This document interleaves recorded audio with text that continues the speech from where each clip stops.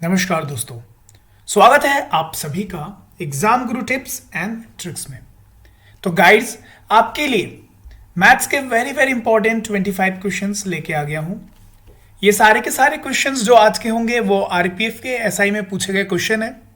Video बहुत ही महत्वपूर्ण है क्योंकि अगर आप इस वीडियो को कंसिस्टेंटली देख रहे हैं तो आपको अब तक ये पता चल गया होगा कि आपने जब एनटीपीसी की अगर परीक्षा दी होगी तो ऐसे ही टाइप के कुछ क्वेश्चन आए थे, बस वैल्यू इधर उधर हुई थी। हाँ कि ना जरा बताइए। ठीक है, तो बोलने का अर्थ यही है, ग्रुप डी में भी घूम फिर के यही क्वेश्चन आएगा। ठीक है, तो इन्हीं क्वेश्चंस को प्रैक्टिस करते चलो, आपकी नैया पार हो जाएगी। वीडियो में बढ़ने से पहले एक इंफॉर्मेशन है। देखिए, अनअकैडमी पर UPSC CSE civil services examination का अगर आप अभी सब्सक्रिप्शन लेते हैं उसका चल रहा है मेगा ऑफर, जिसमें जो ऑफर है एक्सटेंडेड 1 ईयर जो है ये कर दिया गया है अनअकैडमी के द्वारा। ठीक है, अब यहां देखो, यहां पर जो है 31 मार्च 2021 तक ये जो है वैलिड होगा ये ऑफर। ठीक, और हमारा कोड जब लगाएंगे गुरु टिप्स तो आपको इंस्टेंटली 10% का और डिस्काउंट मिल जाएगा। तो अगर आप इसको परचेस करना चाहते हैं, आपका कोई साथी या कोई रिलेटिव या कोई फैमिली में, तो आप हमारा कोड लगवाकर जरूर इसको सब्सक्रिप्शन करवा दीजिएगा, जिससे आपको 10% का और डिस्काउंट मिल जाएगा। आइए शुरू करते हैं आज। तो पहला क्वेश्चन क्या बोल रहा है, एक वर्गाकार ग्लास के टुकड़े का कुल क्षेत्रफल 1024 वर्ग सेंटीमीटर है, जिसे एक मेज के शीर्ष पर रखा गया है। मेज के किनारे और कांच के टुकड़े के बीच की चौड़ाई 9 सेंटीमीटर चौड़ा है। तालिका की लंबाई ज्ञात कीजिए। ठीक है, देखो जरा, एक वर्गाकार क्लास है जिसका कुल क्षेत्रफल क्या दिया गया है, 1024। किसका होता है बता दो तो, 32 का स्क्वायर होता है ना। दैट मीन्स उसकी एक साइड क्या होगी, 32।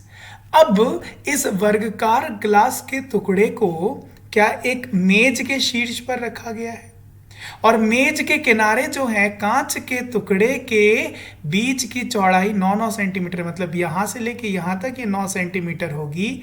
Means something like that, something like this, है ना, इस तरीके से होगी। ये 9 सेंटीमीटर होगी और ये 9 सेंटीमीटर होगी, मतलब 32 plus 9 plus 9, that means 32 plus 18 मतलब 50 सेंटीमीटर करके उसकी लंबाई होगी। ऑप्शन नंबर सी हमारा सही उत्तर हो जाएगा। नेक्स्ट क्वेश्चन देखते हैं। एक बॉक्स में 8:7:6 के अनुपात में 3 अलग अलग प्रकार के पुराने सिक्के हैं। पुराने सिक्कों का मूल्य क्रमशः 1 रुपए, 5 रुपए और 10 रुपए है। यदि बक्से में सिक्कों का कुल मूल्य 1133 रुपए है तो 5 रुपए मूल्य के सिक्कों की संख्या कितनी है। देखो किस रेशियो में है, 7:8:7:6 के। Let us take one common factor which is x। एक कॉमन फैक्टर ले लिया x। कौन कौन है, 1 रुपए के सिक्के, 5 रुपए के सिक्के और 10 रुपए के सिक्के। इनका टोटल अमाउंट कितना है गाइस, 1133। दैट मीन्स यहां टोटल होने वाला अमाउंट कितना होगा, 8x इंटू 1 मतलब 8x plus 7, 5 35, 35x plus 60x जो किसके बराबर होगा, 1133 के बराबर। 5 रुपए की 5 रुपए मूल्य के सिक्कों की कितनी संख्या पूछ रहे, क्या है, 7x। x की वैल्यू यहां से निकाल लूं, फिर 7 इंटू एक्स मल्टीप्लाई कर दूं, हमारे पास आंसर आ जाएगा। दैट मीन्स यहां क्या हो गया, 95 और 8 कितना होता है, 95 और 8 मतलब 103x किसके बराबर हो जाएगा, 1133। तो x के वैल्यू हमारे पास आ जाएगी 11। अगर x की वैल्यू 11 आ गई तो 5 रुपए मूल्य के सिक्कों की कितनी संख्या है, 7x। दैट मीन्स 7 इंटू 11 मतलब 77 नंबर ऑफ सिक्के हैं। ऑप्शन नंबर सी हमारा सही उत्तर हो जाएगा। नेक्स्ट क्वेश्चन देखते हैं। हकीम क्रिस्टो और गणेश का वेतन अनुपात 3:5:7 है। यदि गणेश को हकीम से 684 अधिक मिल रहा है तो क्रिस्टो का वेतन क्या है। हकीम, क्रिस्टो, गणेश, देयर रेशियो उन क्या है 3:5:7 है। यदि गणेश को हकीम से कितना मिल रहा है गाइस, 4 ज्यादा मिल रहा है, यहां बोला है 684, तो एक की वैल्यू कितनी होगी 1, 2, 4, 7 और 1, 171 हो गई एक की वैल्यू। तो क्या पूछा, क्रिस्टो का वेतन कितना है 5 है, तो 5 इंटू 171 मतलब 855। ऑप्शन नंबर सी आपका सही उत्तर हो जाएगा। नेक्स्ट क्वेश्चन देखते हैं। एक बॉक्स में 109 नोटबुक का औसत वजन 10.9 किलोग्राम है। जब एक नया नोटबुक बॉक्स में जोड़ा जाता है तो औसत 11 किलोग्राम हो जाता है। नए नोटबुक का वजन ज्ञात करिए। 109 नोटबुक का औसत वजन क्या है 10.9, उसमें एक और जोड़ा गया तो अब कितने हो गए 110 हो गए, जिनका औसत क्या हो गया 11 हो गया। अब जरा यहां देखो, ध्यान से देखना, 9 9 81 मतलब 0.1 करके कुछ हो रहा रहेगा यहां पर जो भी वैल्यू आएगी, और ऊपर रहने वाला क्या है 1 1 1 मतलब कुछ ये करके यहां रहेगा क्या 0। अब जरा देखो, अब यहां 0 है मतलब 0.0, यहां से ये माइनस करूंगा तो मेरे पास क्या जाएगा 0.9 करके आ जाएगा। सिर्फ एक ही ऑप्शन है, ऑप्शन नंबर सी लगा देना है। Understood guys. चलिए नेक्स्ट क्वेश्चन देखते हैं। बिमल ने फ्रेंच में 80 में से 76, अंग्रेजी 100 में से 94, स्पेनिश में 70 में से 50 और जापानी में 50 में से 47 अंक प्राप्त किए। उसके द्वारा प्राप्त कुल अंक कितना प्रतिशत था? तो फ्रेंच में 76, अंग्रेजी में 94, स्पेनिश में 50, जापानीज में 47, टोटल क्या क्या था 80 प्लस 100 प्लस 70 प्लस 50। ठीक, तो when you will solve guys, जब आप इसको सॉल्व करेंगे you will get round about 89%। Option number B आपका सही उत्तर हो जाएगा। नेक्स्ट क्वेश्चन देखते हैं। 8% प्रतिवर्ष के दर से साधारण ब्याज के तहत 6,400 का निवेश किया जाता है। यदि 5 वर्ष बाद राशि निकाल ली जाती है और कुल राशि का आधा हिस्सा शेयर बाजार में निवेश किया जाता है तो शेष राशि का पता लगाएं। 8% प्रति वर्ष के दर से साधारण ब्याज का केस है 5 वर्षों के लिए, तो 5 40% आपको इंटरेस्ट मिलेगा। अमाउंट क्या हो जाएगा, प्रिंसिपल मेरा कितना दिया गया मूलधन 6,400, तो अमाउंट मेरा क्या हो जाएगा इसी 6,400 का 140% अमाउंट हो जाएगा। शून्य से शून्य गया, दैट मीन्स ये कितना हो गया गाइज, ये हो गया 8960। और इसका आधा पूछ रहे हैं ना, आधा क्यों, आधा तो निवेश कर दिया गया है ना, और आधा क्या, और आधा जो है बच गया, सो डिवाइडेड बाय 2 कितना हो गया 4480, 448016 या 180। यस, ऑप्शन नंबर सी हमारा सही उत्तर हो गया। नेक्स्ट क्वेश्चन देखते हैं। एक व्यक्ति हॉस्टल से कॉलेज तक 75 किलोमीटर प्रति घंटे की रफ्तार से साइकिल चलाता है और 15 मिनट देरी से पहुंचता है। यदि वह 150 किलोमीटर प्रति घंटे की गति से साइकिल चलाता है और 15 मिनट जल्दी पहुंचता है तो छात्रावास और कॉलेज के बीच की दूरी क्या है?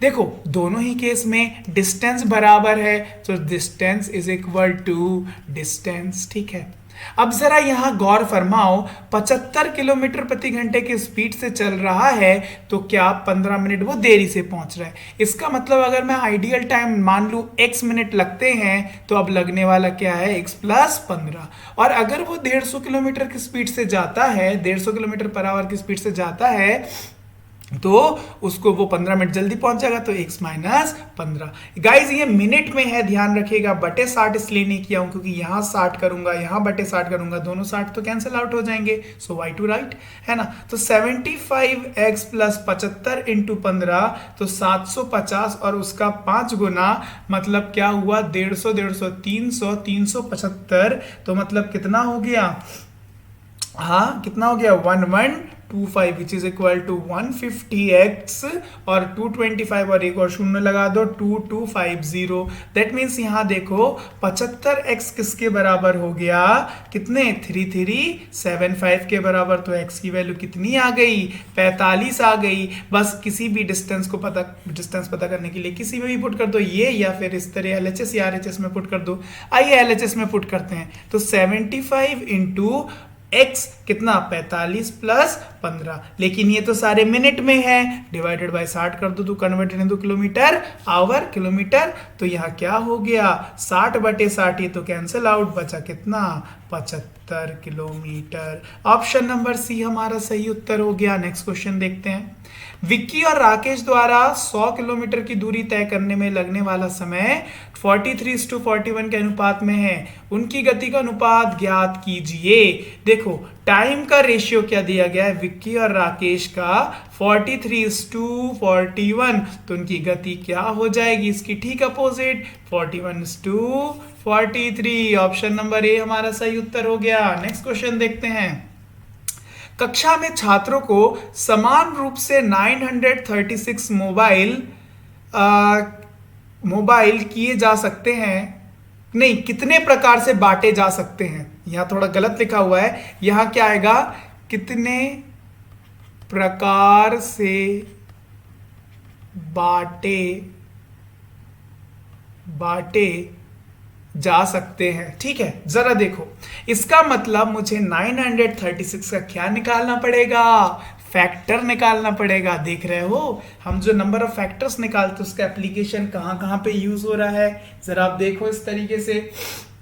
तो आइए अब जरा इसको देखा जाए, है ना। सो फैक्टर्स निकालने के लिए नंबर ऑफ फैक्टर्स निकालने का क्या तरीका होता है, इसको जो है 2 से भाग दे दो, है ना।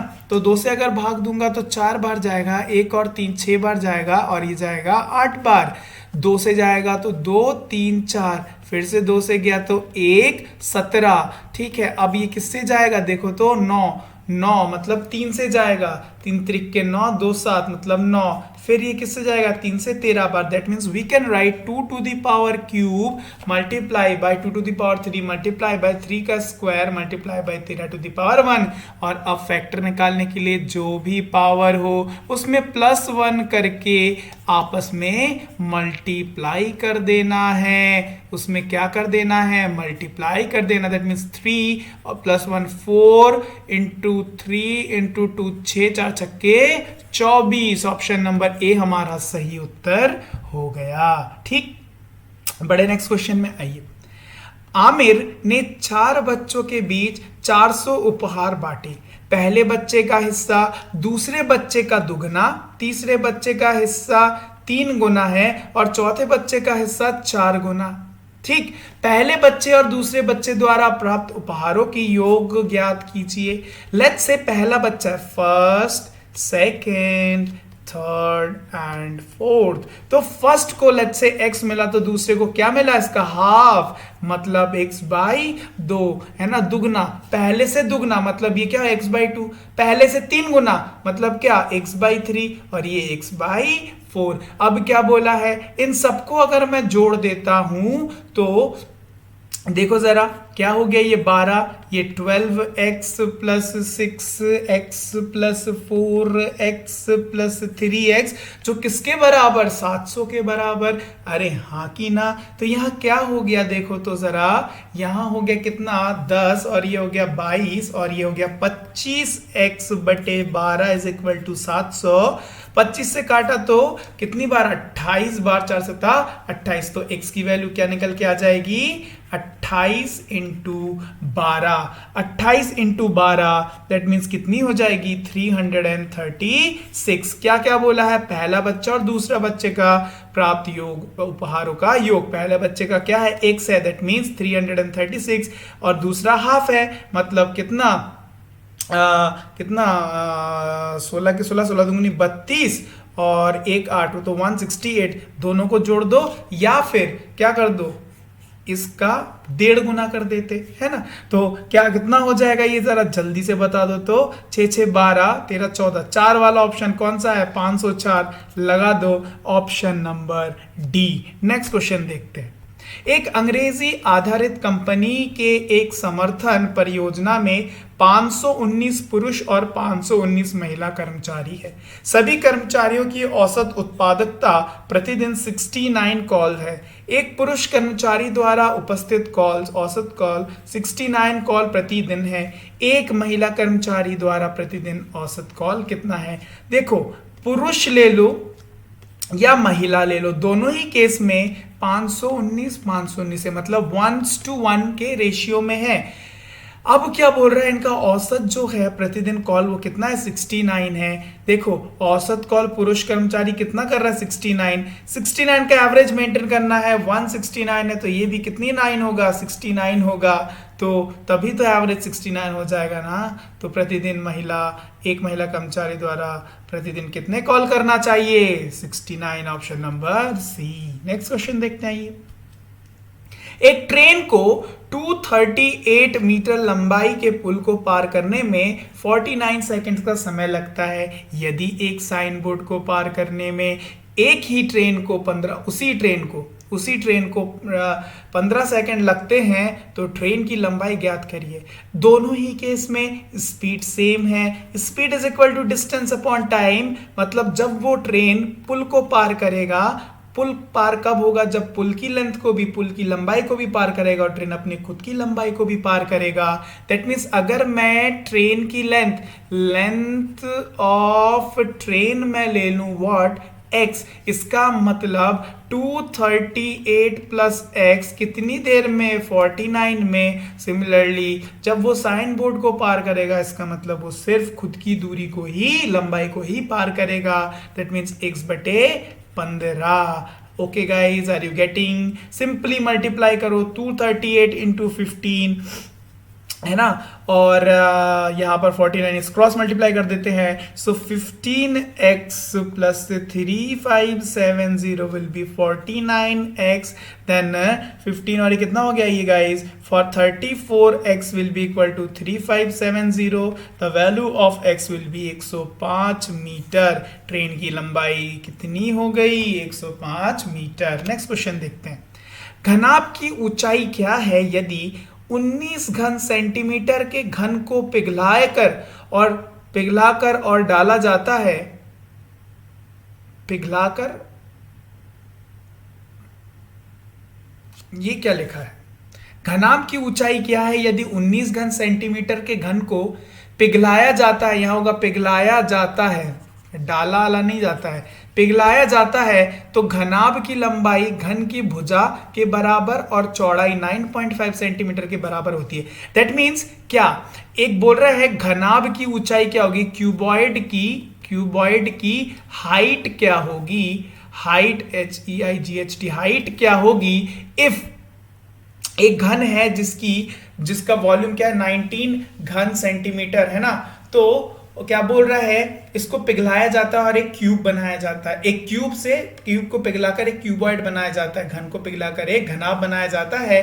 तो क्या बोल रहा है कि घनाभ की ऊंचाई ज्ञात करो अगर घनाभ की जो लंबाई है वो घन के एक भुजा के साइड के बराबर है और उसकी चौड़ाई कितनी है? 9.5 सेंटीमीटर। मतलब दोनों ही केस में मैंने क्या किया? वॉल्यूम बराबर वॉल्यूम।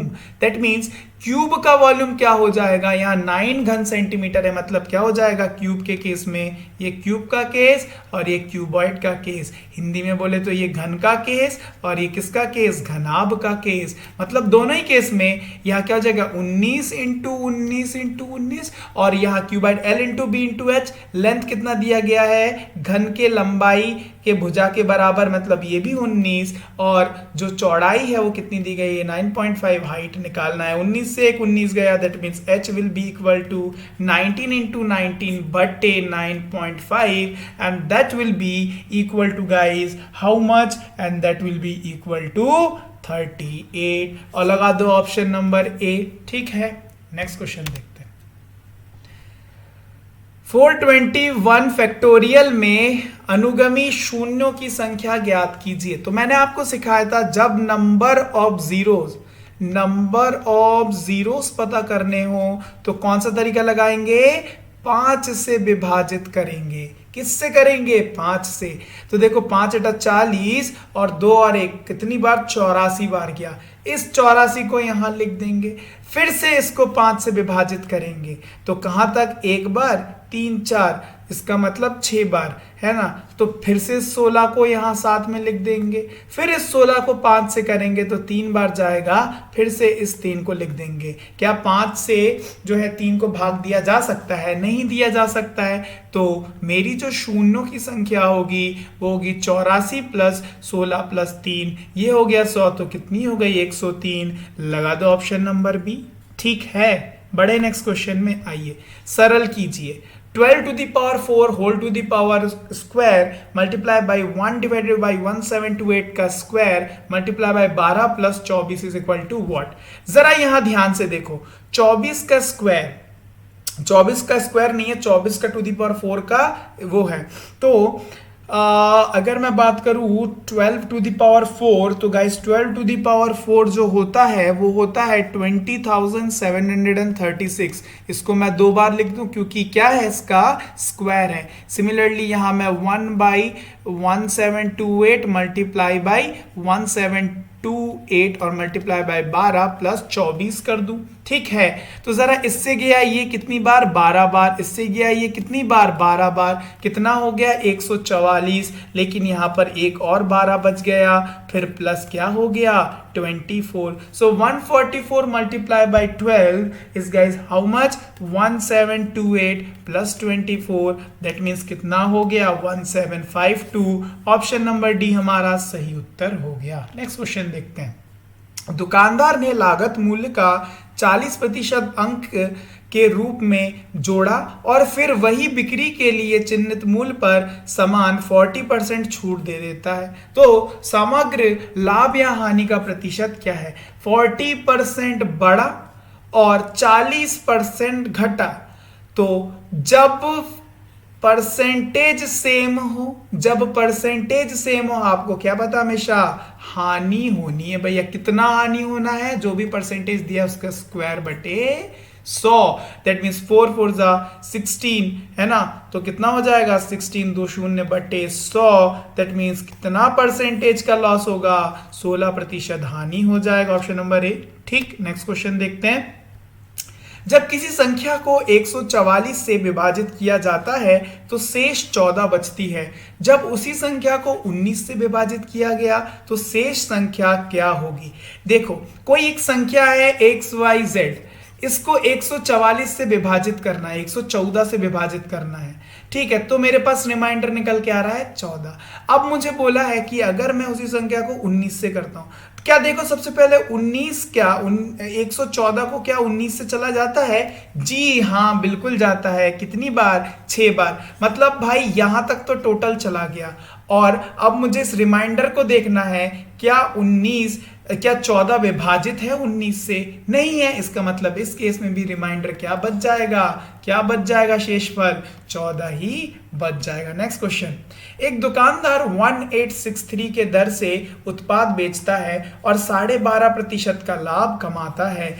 वह राशि ज्ञात करिए जो उत्पाद की लागत मूल्य के आधे के बराबर है। 12.5% मतलब क्या होता है गाइस? 1/8 मतलब 8 से 9 हो जाना। अगर ये सीपी है और ये एसपी है। यहां पर बेचने का जो दिया गया है, दर दिया गया है 1863, दैट मीन्स 2 गुना और कितना? 7 मतलब 207, है ना, मल्टीप्लाई बाय 207। तो उसका सीपी क्या हो जाएगा? 207 से मल्टीप्लाई कर दो, है ना। तो 7 8 56, 8 दुगुनी 16 और सही है ना,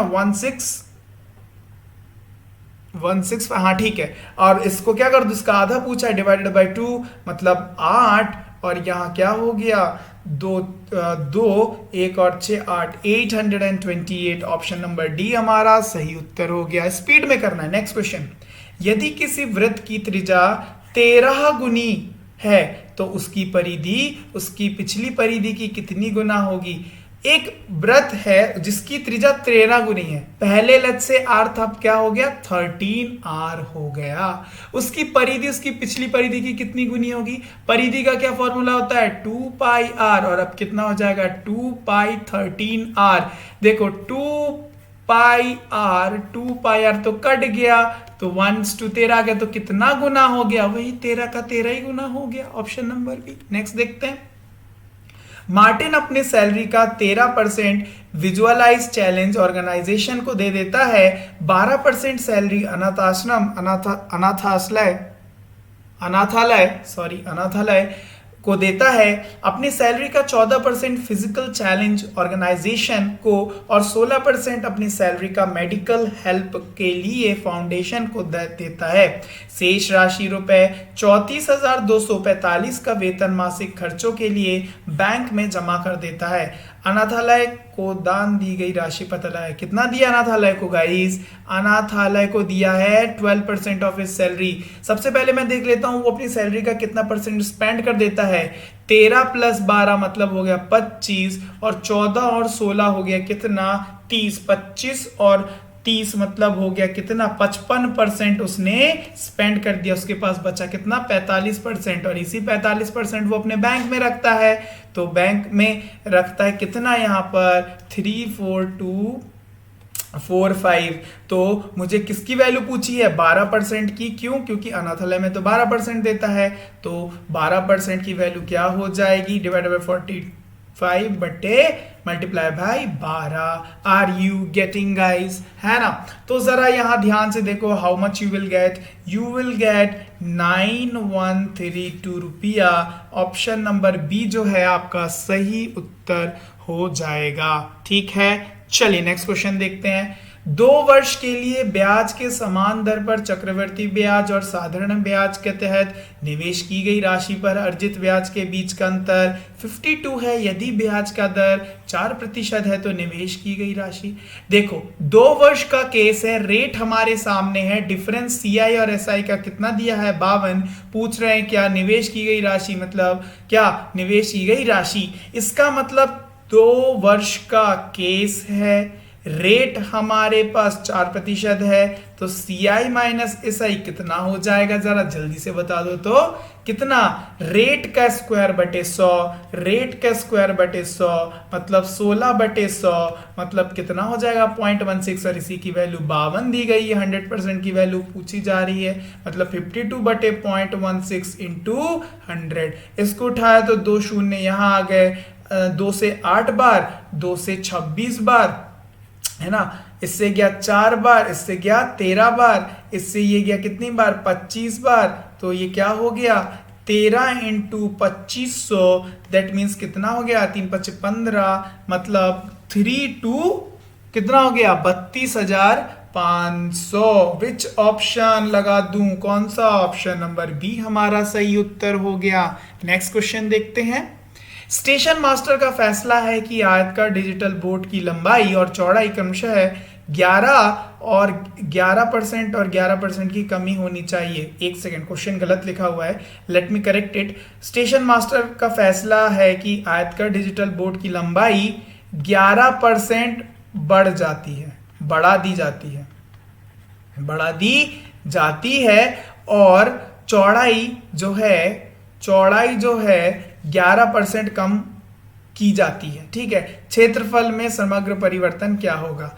11% बढ़ रहा है और 11% घट रहा है।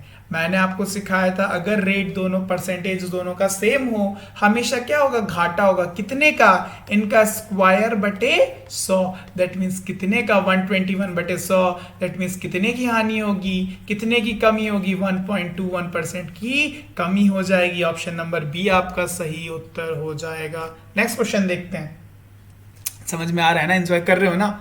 वृत्त की त्रिज्या को 16 गुना करने पर इसकी परिधि पूर्व के वृत्त की परिधि की कितनी गुनी हो जाएगी? पहले लत से r था, अब क्या हो गया? 16r हो गया। परिधि पूछ रहा है 2πr, अभी ऐसे क्वेश्चन किया था 2πr नहीं होगा, इस बार 16r हो जाएगा। 2π है, ये सब तो कट जाएगा, तो 1:16 बचेगा। कितना गुना हो जाएगा? 16 का 16 गुना। ठीक, नेक्स्ट क्वेश्चन देखते हैं।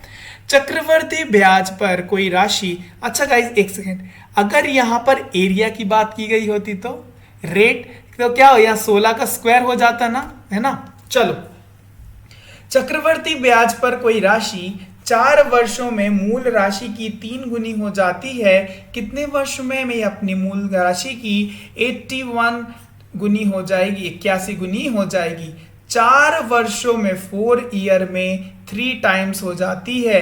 कह रहा है कितने सालों में, 81 टाइम्स हो जाएगी। हमेशा याद रखना पहले वाला जो बोला गया है 3, इसी के पावर में 81 को सजाना है। तो जरा क्या बताओ, 3 टू दी पावर 4 होता है ना 81, दैट मीन्स जो पावर होगा इसको ईयर के साथ मल्टीप्लाई कर दो, 4 इंटू 4 16 ईयर्स में 81 गुनी हो जाएगी। ये जुगाड़ याद रखिएगा, बहुत ही महत्वपूर्ण जुगाड़ है, very important trick it is. Okay, now let's move to the next question, our last question. Hamid, उसके बाद क्वेलिमेंट और गणेश के वेतनों का अनुपात दिया गया है। यदि गणेश हामिद से इतना रुपए अधिक मिलता है तो क्विलिमेंट का वेतन कितना होगा। देखिए, हामिद, क्विलिमेंट और गणेश 3:5:7। यदि गणेश को कितना मिल रहा है, 4 ज्यादा मिल रहा है, तो उसकी वैल्यू दी गई है 868। दैट मीन्स एक की वैल्यू क्या होगी, 2, और यहां होगा 1287, मतलब 217। अगर 217 हुआ तो क्या पूछ रहा है, इसकी वैल्यू मतलब क्वेलिमेंट का वेतन 5 है, दैट मीन्स 5 इंटू 217। यहाँ 5 आखिरी में 5 वाला एक ही ऑप्शन है, 1085 है ना। तो कौन सा हो गया, ऑप्शन नंबर ए हमारा सही उत्तर हो गया। तो गाइज ये थे आज के very very important 25 question. I hope आपने वीडियो को एंजॉय किया होगा, जो कि बहुत ज्यादा इंपॉर्टेंट था। गाइज ये पूरे के पूरे आरपीएफ एसआई के क्वेश्चंस थे, ठीक है। तो देखो, आरपीएफ एसआई के क्वेश्चन अगर आप आसानी से सॉल्व कर ले रहे हो तो ग्रुप डी में आपको कोई भी दिक्कत नहीं होगी, ये बात आपको अच्छे से पता होगी। ठीक है गाइज, वीडियो पसंद आता तो वीडियो को लाइक और शेयर जरूर कर दीजिएगा। चैनल में अगर नए हैं तो चैनल को सब्सक्राइब करना मत भूलिएगा, ठीक है। अगर आप रीजनिंग का वीडियो देख रहे हैं तो बहुत अच्छी बात है, नहीं देख रहे तो वीडियो जरूर देखिए, बहुत ही अच्छा सेशन आ रहा है, ठीक है। और मुझे आपकी तरफ से भी अच्छा रिस्पॉन्स मिल रहा है, ठीक है। इस फिर मिलते हैं आपसे नेक्स्ट वीडियो में, तब तक के लिए bye bye and have a nice day.